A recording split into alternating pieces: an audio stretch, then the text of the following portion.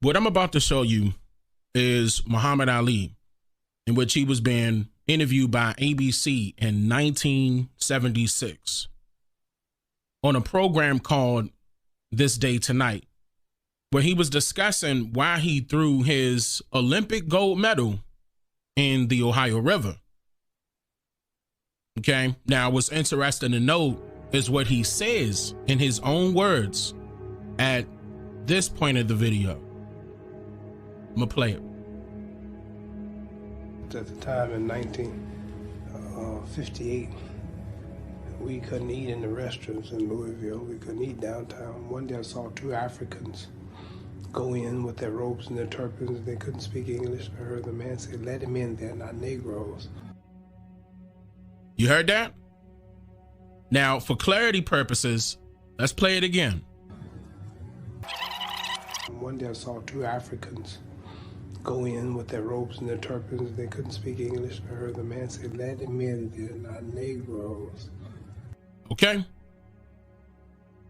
Now that we heard what he said loud and clear, what could be the reason why Africans will be treated differently than Negroes at that time? If we were taught that Negroes are actually the long lost descendants of Africans. Think about that. One day I saw two Africans go in with their robes and their turbans. They couldn't speak English. I heard the man say, "Let them in, they're not Negroes."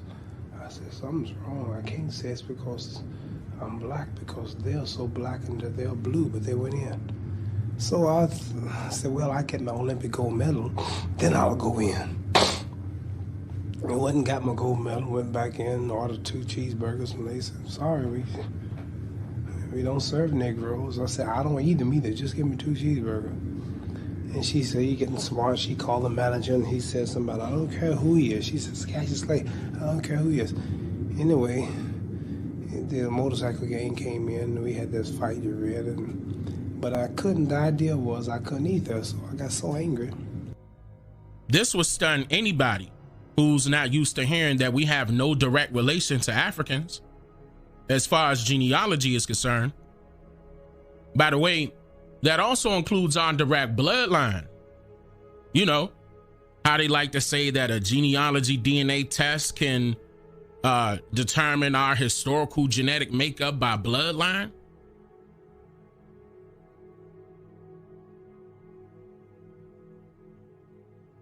Now, if you think about the scenario that Muhammad Ali just described, you would know that the Negroes of America are totally different from any other people from another continent, even if they do share the same skin complexion. And this also exposes that racism had nothing to do with a person's skin tone in general, because it was strictly based on a person's status with this U.S. government. Meaning whatever the government chooses for Negroes is how it ought to be, under the color of their laws. And that's not right, is it? I mean, they could tell a difference between a Negro and an African, but you can't.